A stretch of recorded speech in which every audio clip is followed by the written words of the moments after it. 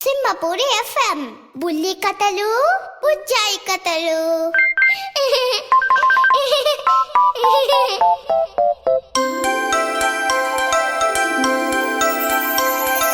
చిన్ని పిల్లలు చిన్నారి పిల్లలు ఆడి పాడి పచ్చని వేళ మంచి మాటలతో చక్కగా హలరించి బుల్లి కథ వింటారా ఈ వేళ.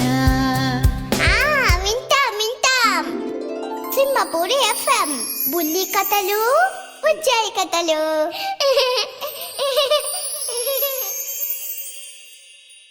బుల్లి కథలు బుజ్జాయి కథలు శీర్షికన మిమ్మల్ని అలరించడానికి వచ్చేశాను మీ నందిని చైతన్య.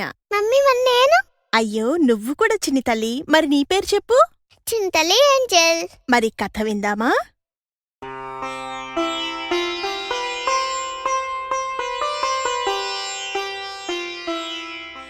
చిన్ని తల్లి, నిన్నటి భాగంలో అంతులేని అత్యాస కథ వింటూ ఉన్నాం కదా. మరి ఈ కథలో నలుగురు యువకులలో చివరివాడైనటువంటి పేరాస రత్నాల కోసం ముందుకు వెళుతూ ఉన్నాడు కదా. మరి తరువాత ఏం జరిగిందో ఇప్పుడు విందాం. అలాగే మమ్మీ.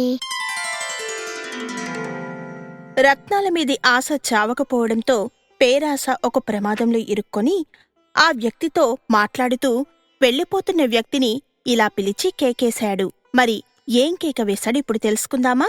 అలాగే మమ్మీ. ఇదిగో, అసలిక్కడ రత్నరాశులు ఉన్నాయా? ఇంకో మాట, నువ్వెప్పటినుంచి ఈ బాధను భరిస్తూ ఉన్నావిక్కడా అని అడిగాడు. నేను త్రేతాయుగం నాటివాణ్ణి, శ్రీరాముడు రాజ్యం చేస్తున్నప్పటివాణ్ణి. రామరాజ్యంలో ఏ లోటూ లేకపోయినా అత్యాశతో ఇక్కడికి వచ్చాను. కుబేరుడు ఇక్కడ దాచి ఉంచిన రత్నరాశుల్ని చేజిక్కుంచుకుందాము అనుకున్నాను. అయ్యింది కాదు అన్నాడా వ్యక్తి. తిరుగుతున్న చక్రంతో పాటుగా తిరుగుతున్న తన తలని అదుపు చేసేందుకు ప్రయత్నిస్తూ పేరాస ఇలా అడిగాడు. ఇంతకీ రత్నరాశుల సంగతి చెప్పలేదు అని అనడంతో అదిగో అటు చూడు అంటూ చూపించాడు ఆ వ్యక్తి. వెంటనే చూశాడు పేరాస. కోటి సూర్యబింబాల్ని కుప్పపోసినట్టుగా మెరుస్తున్నాయి చూడు, అవి వజ్రాలు. వాటి పక్కనున్నవి వైఢూర్యాలు. అదిగో అవి పుష్యరాగాలు. వాటి పక్కనున్నవి అవే మరకత మాణిక్యాలు. వాటిని చూస్తూ ఆనందించు. అంతే, ముట్టుకున్నావో మరింతగా హింసపడాల్సొస్తుంది. ఎవరూ వాటిని చేజిక్కించుకోకుండా ఉండేందుకే ఈ చక్రాన్ని ఇక్కడ కాపలాగా పెట్టాడు కుబేరుడు అంటూ చెప్పాడు ఆ వ్యక్తి. త్రేతాయుగం, శ్రీరాముని కాలం నాటివాడినంటున్నావు. ఇప్పుడేమో ఇది కలియుగం, వత్సరాజు ఉదయనుడు పాలిస్తున్న రోజులివి. ఆనాటి నుంచి ఈనాటి వరకు ఎలా ఉన్నావిక్కడా? నీకు మరణం లేదా అని అడిగాడు పేరాస. లేదు, చక్రభ్రమణంతో అనుక్షణం మరణయాతన అనుభవిస్తూ బ్రతకాల్సిందే. నాకే కాదు, నీకు మరణం ఉండదు ఇక్కడ. మరణమే కాదు, ఆకలి దప్పులు కూడా ఉండవు అని చెప్పాడు వ్యక్తి. మరి నాకు విముక్తి ఎప్పుడు అని పేరాస అడగగా, నీలాగే అత్యాశతో రత్నరాశుల కోసం ఇక్కడికి వచ్చినవానికి ఆ చక్రాన్ని నువ్వు కానుకగా సమర్పించి తప్పుకో, అప్పుడే నీకు విముక్తి. అందాక నీకీ నరకయాతన తప్పదు అన్నాడు వ్యక్తి. తేలిగ్గా చేతులూపుకుంటూ ఆనందంగా వెళ్ళిపోయాడు అక్కడ్నుంచి. రత్నరాశుల కోసం పరుగుతీసిన మిత్రుడు ఆ రాసుల్ని సాధించాడా? సాధించకపోతే దొరికిన బంగారంలో సగభాగమిచ్చి ఆదుకుందామన్నా తలంపుతో అతన్ని వెతుక్కుంటూ అక్కడికి వచ్చాడు మొదటి మిత్రుడు. నెత్తిమీది చక్రంతో తిరిగిపోతున్న పేరాసని చూసి, అతని శరీరం మీద ధారలు కడుతూ ఉన్న రక్తాన్ని చూసి నిర్ఘాంతపోయాడు. ఏమిటిది మిత్రమా అంటూ జాలిపడ్డాడు. జరిగిందంతా చెప్పుకొచ్చాడు పేరాస. చదువుకున్నాను కాని వివేకం లేకుండా పోయింది. సింహకారకులు అని ఓ కథ ఉంది. ఆ కథలో చదువుకున్న అవివేకంతో కీడు తెచ్చుకున్న మిత్ర బృందంలా తయారయ్యావు నువ్వు అన్నాడు స్వర్ణసిద్ధి బాధతో. ఏంటా కథ? దయచేసి చెప్పు. కథ వింటుంటే ఈ బాధ మరిచిపోవచ్చేమో అని అడిగాడు పేరాస.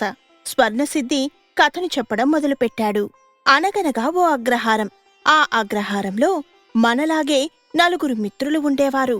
నలుగురిలో ముగ్గురు బాగా చదువుకున్నారు. విజ్ఞానశాస్త్రం వారికి తెలిసినట్టుగా మరెవ్వరికీ తెలియదు. నాలుగోవాడు ఇందుకు భిన్నం. వాడికి చదువు అబ్బలేదు. ఆటపాటలతోనే కాలాన్నంతా గడిపేశాడు అతను.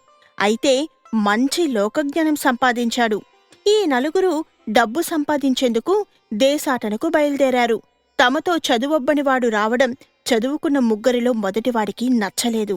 నీకు చదువులేదు, చదువులేనివాడు డబ్బు సంపాదించడం అసాధ్యం. మేము చదువుకున్నవాళ్లం, డబ్బు సంపాదిస్తాం. మేము డబ్బు సంపాదిస్తే మాతో కలిసి వచ్చిన అదృష్టానికి నీకు డబ్బు వాటాగా ఇవ్వాల్సి వస్తుంది. అలా ఇవ్వడం నాకిష్టం లేదు, నువ్వు రావద్దు పో అన్నాడు. నిజమే, నువ్వు డబ్బు సంపాదించలేవు. మేము సంపాదిస్తే అందులో నీకు వాటా ఇవ్వాలి. ఇవ్వడం మాకు ఇష్టం లేదు. అందుకని నీకెందుకు శ్రమ, మాతో రాకు అన్నాడు రెండోవాడు. తప్పురా, చిన్నప్పటినుంచి మనం నలుగురం స్నేహితులం. స్నేహితులమన్న తర్వాత నీకు చదువులేదు, మేం సంపాదించిన దానిలో నీకు వాటా ఇవ్వడం మాకిష్టం లేదు. ఇలాంటి మాటలు మాట్లాడకూడదు. వాణ్ణి రానియండి, తోడుగా ఉంటాడు మనకు. తోడుగా ఉన్నందుకైనా సంపాదించిన దానిలో వాడికి వాటా ఇద్దాం అన్నాడు మూడోవాడు. లేదు లేదు అని ఎంత వాదించినా ఒప్పుకోలేదు అతను. దాంతో తప్పింది కాదు. నాలుగోవాణ్ణి వెంటబెట్టుకున్నారు. అంతా దేశాటనకు బయలుదేరారు.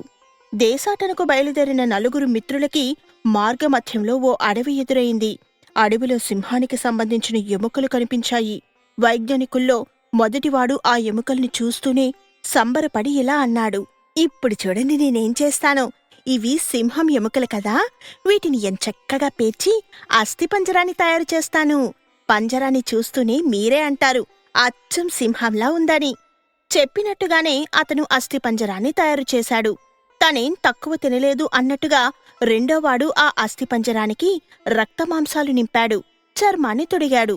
మూడోవాడు తన ప్రతిభను కనపరిచేందుకు కదలక బొమ్మలా ఉన్న సింహానికి ప్రాణం పోస్తానన్నాడు. వద్దన్నాడు లోకజ్ఞానం మాత్రమే కలిగిన నాలుగోవాడు. ఎందుకొద్దు అని అనగా, ఎందుకొద్దంటే దీనికి ప్రాణం పోసావనుకో నిజమైన సింహమైపోతుంది. సింహమైపోయిన మరుక్షణం అది మనల్ని తినేస్తుంది. చేజేతుల ప్రాణాలను ఎందుకు పోగొట్టుకోవడం? వద్దు, నా మాట విను, దీనికి ప్రాణం పొయ్యొద్దు, పదండి పోదామిక్కడ్నుంచి అని అనగా, రాకరాక వచ్చిన అవకాశాన్ని వదులుకుంటామంటావేంటి? నా విద్య ఎలాంటిదో చూపించవద్దా? భలేవాడివే, తప్పుకో అన్నాడు మూడోవాడు. అవునవును, అతని విద్యను అతని ప్రదర్శించని చూద్దాం అంటూ వత్తాసు పలికారు మిగిలిన వైజ్ఞానికులు. ఈ బొమ్మ సింహం ప్రాణం పోసుకొని నిజమైన సింహమైతే దాన్ని తీసుకెళ్లి మహారాజుకు చూపిద్దాం. ఎలా రూపుదిద్దుకున్నది వివరించి చెబుదాం.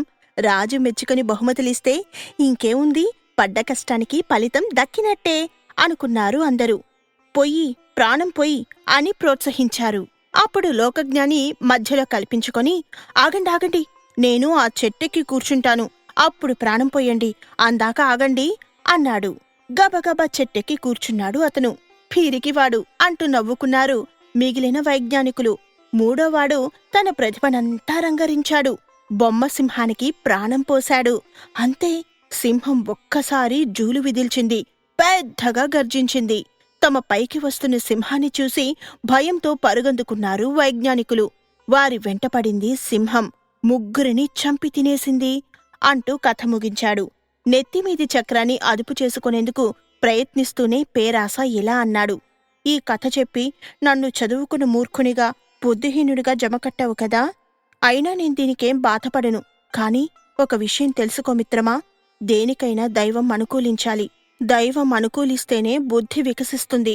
అనుకూలించలేదనుకో అంతే సంగతులు. దైవం అనుకూలిస్తే అల్పబుద్ధులైనా రాణిస్తారు.